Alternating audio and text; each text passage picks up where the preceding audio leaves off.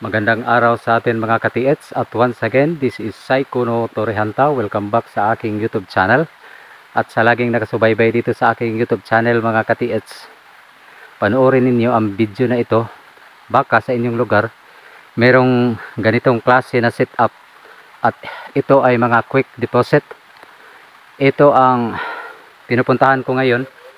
Kung makikita ninyo mga ka-TH, napakasukal ng area. At isa itong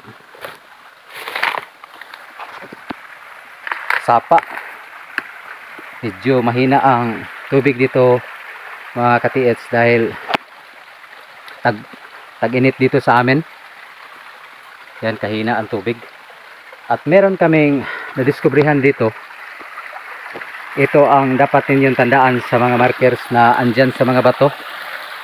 Dahil gawa yan ng mga Hapon dito. I-explain ko ito sa inyo mga ka-TH. Ito ay figurized arrow mga ka-TH. Yan, kung makikita ninyo. Tinuturo ang tatlong butas. Ang ibig ipapahiwatig niyan ay tatlong bato na naka-triangulation. Yan ang tinuturo ng arrow. Ganyan ang pagkagawa mga ka-TH.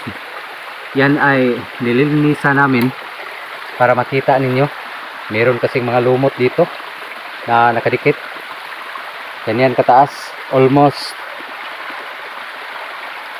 half meter siguro ang taas ng arrow na ito. Nung tinitingnan ko, ito talaga mga ka-TH ay kinakat ang bato dyan, kinakat at pointing sa tatlong hole. Maraming beses na dito sa aking YouTube channel mga ka-TH na pinaalam ko na ang meaning talaga ng ganitong klase na butas ay mga bato na andyan sa palibot ng markers. Yan, mga bato yan mga ka-TH. Hindi lang nilagay ng mga Hapon na pabilog talaga, pero mga bato talaga yan. At ito ang pointers. Tinuturo ang tatlong bato. Ngayon, papunta tayo sa kasunod na markers. Yan, kung makikita ninyo, yan ang setup ng mga Japanese. Meron pang nilagay na harang dyan sa ilalim para siguro kung meron mang baha ay hindi mabuwal ang bato na yan. Pero sa tingin ko mga ka-TH, hindi yan kayang mabuwal ng tubig dahil ito ay napakalaking bato. Nasa mga 20 tons mahigit ang bato na yan. Napakalapad mga ka-TH. Kaya kung tingnan ninyo, meron tayong makikitang markers dito sa kasunod. Itong pinag-ukitan ng markers, napakalaki din mga ka-TH. Nasa mga 15 tons ang bigat nito. Napakalaki niyan. Yan, tinutubuan na ng lumot. Yan ang unang markers na tinitingnan ko. At dito sa kabila, nasa mga 1 meters ang layo sa sign na ito. At dito sa kabila na meron ding counter sign. Ito ang dapat nating tandaan mga ka-TH dahil kakaiba talaga gumawa ng mga sign ng mga Hapon. Ito talaga ang lagi kong nadiskubrihan sa area namin. Yan mga ka-TH, arrow yan, kinakat dyan sa ibabaw. May tinuro dito banda, pero dito ordinaryo lang sa tingin ko mga ka-TH. Walang tinuturo. At kung tingnan natin, napakaganda ang setup mga ka-TH. Nilagyan talaga nila ng harang dyan. At meron pang isa dito, harang din, para siguradong ang bato na ito ay hindi mabuwal. At ngayon, ito ang sundan natin. Meron na namang butas dito, nagpapahiwatig ng bato mga katiits. Ganyan, kaganyan, tinuro. Pero nung tiningnan ko, walang bato na malaki dyan. Kaya sinundan ko itong ginawa nilang passage canal. Yan mga katiits. Ganyan kagaling ang mga Hapon gumawa ng sign.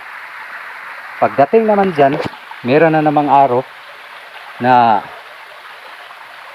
nagbigay ng direksyon ang mga Japanese dyan sa tinuro kanina doon sa kabila dyan.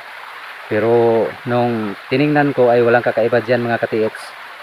At patuloy natin ang passage canal na ito patungo dyan mga ka-TX. Dyan pumunta ang passage canal sa merong nakatriangle na mga bato dyan mga ka-TX. Nakatriangle. At kung tingnan niyo dito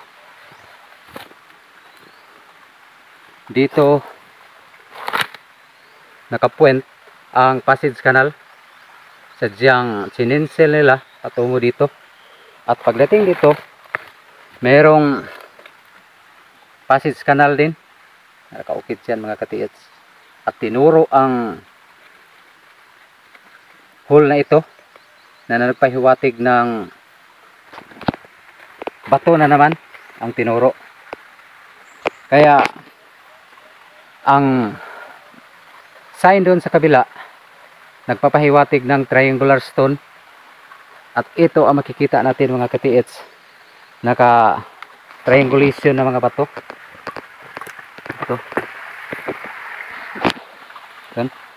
Ito mga ka-TX, yan ang ikalawa, yan ang ikatatlo. At kung makikita ninyo dyan, nilagyan ng harang tatlo. Ganyan ka tibay ang gawa ng mga Japanese mga ka-TX. Kaya sa lahat ng kapwa ko mga ka-TX na laging naghahanap ng mga treasure site, tingnan ninyo ang setup. Hindi lang ang mga sign mga ka-TX, pati ang mga setup na mga bato dyan sa area ninyo, para nakita ninyo ang iba't ibang mga markers na andyan sa palibot.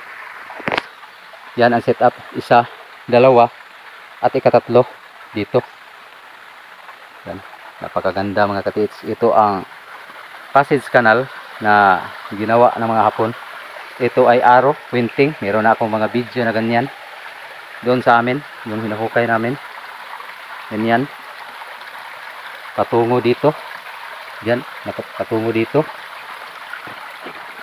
Pagdating dito mga ka-TX, nakaturo na naman pabalik dyan sa pinapoint ng isa pang arrow.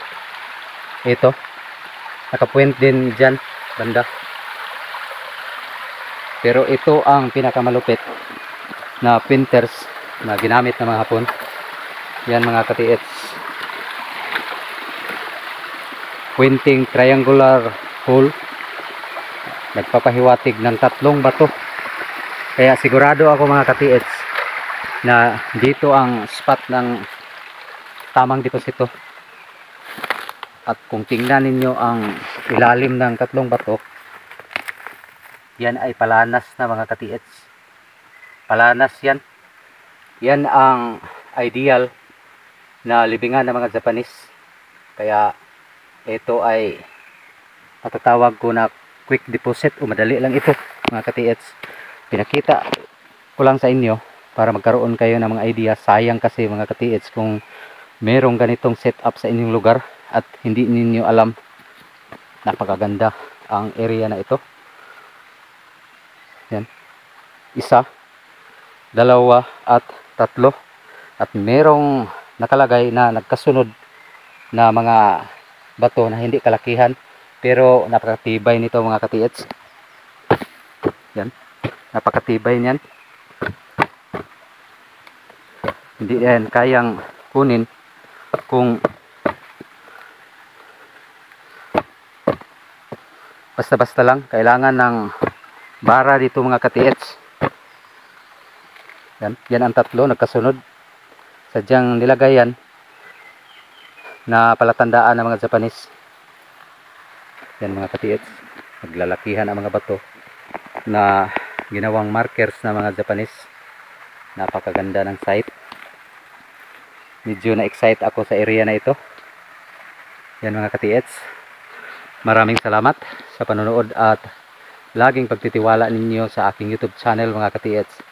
Sana'y subaybayan niyo pa ang iba ko pang mga video na gagawin dito sa area namin at i-share ninyo ito sa kapwa nating mga katiits na laging naghuhukay para makakuha din sila ng kaunting kaalaman patungkol dito na mga markers. Yan lang po. God bless sa ating lahat mga katiets at ingat kayo lagi.